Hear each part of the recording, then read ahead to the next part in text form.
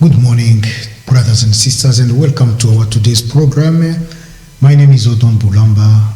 I'm the presenter of this program, and today we are going to talk about the situation of the Democratic Republic of Congo as they have been joining the Eastern African countries. Once again, thank you for joining us. Thank you for choosing us. And together we are going to talk about this situation without any reserve. So, without taking so long, let me tell you that it has been 3 years since Congo applied to become a member of the Eastern African countries. Finally, something has happened. In 2019, President Felix Tshisekedi of the DRC applied to become a member of the East African Community, EAC. According to Dr. Peter Mathuki, the EAC Secretary General, said in a letter to the ministries of the member states under the responsibility of the EAC file that the heads of state will ratify the DRC's accession on 29th of March. In his speech, he said, "We received a letter dated March 18 from the President of the Council of Ministers informing the Secretariat of the convening of an extraordinary summit on the admission of the DRC to the EAC on March 29, 2022. Said Dr. Mathuki in a letter to the ministers in charge of the EAC file in the member states. He continued, "The summit will be preceded by the 48th extraordinary meeting of the Council of Ministers on Friday, 25 of March. The agenda suggested by this summit will include the discussion of the Council's report on the DRC accession to the EAC. What is the status of the integration of the East African community? Africa has a few prosperous regional blocs. Among them is the East African community. African regional blocs are ranked according to their human mobility, infrastructure, macroeconomic performance, trade, and productivity. Burundi, Kenya, Rwanda, South Sudan, Tanzania, and Uganda are the 6 members of the EAC. The EAC is based on 4 pillars. 1, it's monetary union pillar. 2nd is a single market pillar. 3rd is a customs union pillar. And finally, the political federation pillar. EAC focuses on the establishment of customs union and common market processes which have facilitated the growth of businesses and investment in the region and strengthened nation-to-nation ties. Of course, tax-exempt goods are those manufactured under the Customs Union Protocol. There is, however, a common external tax on items imported from outside the region.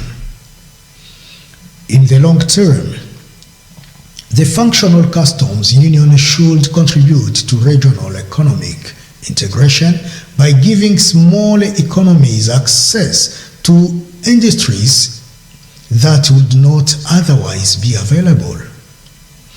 On the other hand, A single market aims to promote the movement of goods, people, and labor across borders. Its acceptance has led East African countries to unify labor immigration procedures and require border crossings to operate 24 hours a day. Several governments in the region have also reduced the payment of work permits for regional nationals, including Rwanda and Kenya. The bloc is building the framework for the creation of the monetary union. This procedure began on 30th of November 2013 when the East African Monetary Union Protocol was adopted and signed. The treaty set a deadline of 10 years for the partner states to implement a common currency. It would be in 2023, an unlikely date to respect. Of this front, progress in the implementation of the agreed initiatives has been uneven. You may ask yourself a question. How can a country become a member of the Eastern countries or East African community? The accession criteria are set out in Article 3 of the 1999 East African Community Treaty. The regional statute provides for the following entry criteria. I'll try to list them for you so maybe you may have an idea what I'm talking about. 1. The adoption of the East African Community by the terms of the treaty establishing the East African Community. 2. Comply with widely accepted principles such as good governance, democracy, the rule of law, respect of human rights, and social justice. 3. A potential factor for the integration of the region. 4.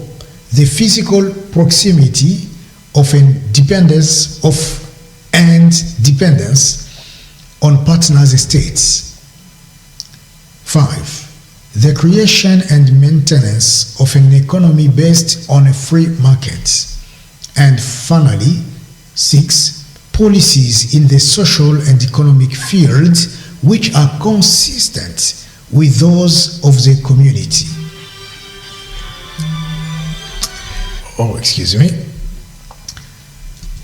So, 3 countries so far have been accepted into the organization: Rwanda and Burundi in 2007 and South Sudan in 2016. Tanzania, Burundi, Rwanda, Uganda, and South Sudan all share a common border with the Democratic Republic of the Congo. As a result of the country's previous human rights violations, opposition to its quest for membership in the East African community has been fierce. Another question would be of knowing, why is a DRC irresistible? With the inclusion of the Democratic Republic of Congo, the bloc would get its first port on the Atlantic coast. At present, the region's trade with the rest of the world is facilitated by the seaport of Kenya and Tanzania based in the Indian Ocean. The threat of piracy along the Somali coast has emphasized the essential nature of the construction of a secondary trade route. In addition, the DRC plans to to significantly expand the size of the region economic bloc. The geographical region of the DRC dwarfs that of the 6 East African countries combined. The DRC has an area of about 2.4 million square kilometers, while the bloc covers about 1.8 million square kilometers. The inclusion of the geographical area, famous for its copper, coltan, cobalt, tin, and other minerals, is likely to increase the attractiveness of investment in East Africa. Currently, the EAC has a population of 193 million people. The East African community has increased its international influence due to the DRC's huge population, over 90 million people. DRC's membership would bring the EAC's population to more than 280 million and a GDP of about 50 billion US dollars. The Union's gross domestic product is expected to amount to 193.7 billion US dollars. Exploiting unused resources is a realistic option that benefits both the DRC and the region. For instance, the hydroelectric dam of Inga would provide 60,000 megawatts of pure renewable energy, definitively ending discussions and complications about where to build or not to build hydroelectric dams in East Africa. The DRC's natural wealth and the EAC wider market would enable rapid industrialization of Congo, while trained people in the region would also be accessible locally. The other questions that we ask ourselves is, what does the Democratic Republic of Congo stand to gain? Currently, the DRC is engaged in substantial trade with the East African community, which could benefit from tariff reductions or abolitions. Tariffs on items manufactured in the DRC will be eliminated at border crossing in the region. The DRC is already an important African market for Kenyan companies, with export profit of 14.3 billion Kenyan shillings in 2020, overshadowed only by Uganda, Tanzania, Rwanda, Egypt, and South Sudan.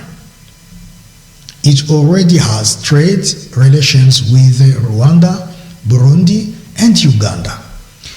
Part of the DRC import goods along the economic corridor linking the port of Mombasa to Uganda, Rwanda, and Burundi. These relations are likely to deepen as the national agencies of East African government abolish tariffs and administrative barriers on the new member of the bloc. Another question maybe, is the DRC's entry into the third bloc significant?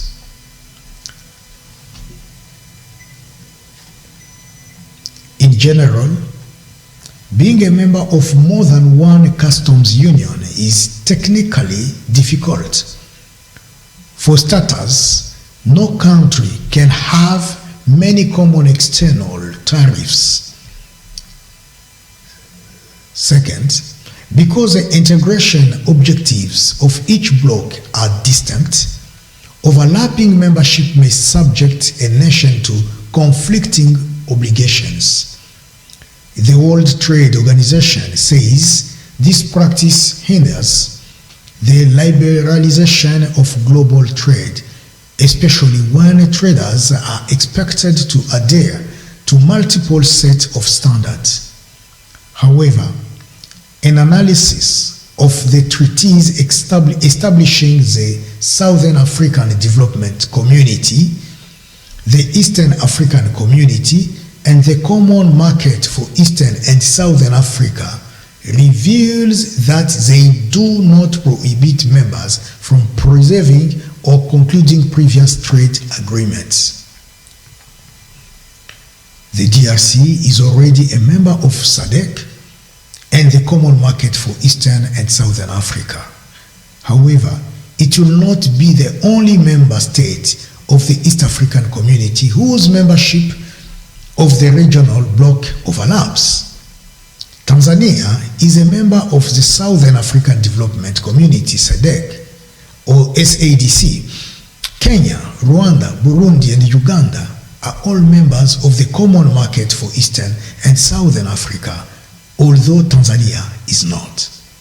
For instance, the East African Community has not been able to establish a full customs union because Tanzania has been forced to give preferential treatment to its friends in Southern Africa. The three blocs are now working to harmonize their programs and laws before economic and trade unification. This aligns with the overarching goal of African integration to advance the continent's economic union. So maybe I should stop there by saying that, this is what Congo has been going through, and very soon Congo will join this group for the interest of Congo and Congolese. And we believe, strongly believe, that our neighbors, East African countries, our brothers, our friends, will be there to support Congo with everything that Congo has been going through. All the height and all the downs, or all the ups and all the downs. Congo has all the interests, has all the chances to choose the right friends or to choose from the people around us who are our adversaries and who are our true friends, and join them for the benefit of the Congo. Truly speaking, all countries, all our friends, our neighbors will continue to be our neighbors forever. We will never move Uganda to put it somewhere far away from the Congo, or Rwanda or Burundi. No, they will continue to be there forever. And we have all the interests to have a good relationship, a relationship which is open, which is not undermined, in order for both our country and their country to win, to gain something. That will be a fair trade. And that all that Congolese want to see, something coming out of this good relationship of our country, of our neighbors, that any Congolese, every Congolese will benefit from. Thank you so much, because you have got our neighbors who have been there for a very long time. They are experts in different trades and markets and all of that, politics and others. And we say thank you, because we believe, strongly believe, they will be there this time to assist. They will be there for this time to help. They will be there for this time to advise. They will be there for this time to make Congo to stand again on its feet. And they may not do it by themselves. We Congolese, we need to stand also for our right. We need to stand for our country. We need to work hard in order to make Congo to become the right Congo for the right Congolese people. Congo to become a country that will secure its reputation and will assist also its neighbors in different ways. Our trade shouldn't only limit itself on economics, but also on politics, also on social and many other things. May God bless our country, the Congo. May God bless our continent, Africa. May God bless all those who surround us. Congo will stay one country, won't be divided. And if we put together our heart, our thought, and each of us who can bring some type of contribution will make the Congo to stand up strong again. Thank you very much, dear brothers and sisters, for your attention. I'm going now to end this program for today. May God bless you. Thank you and see you next time. Good morning.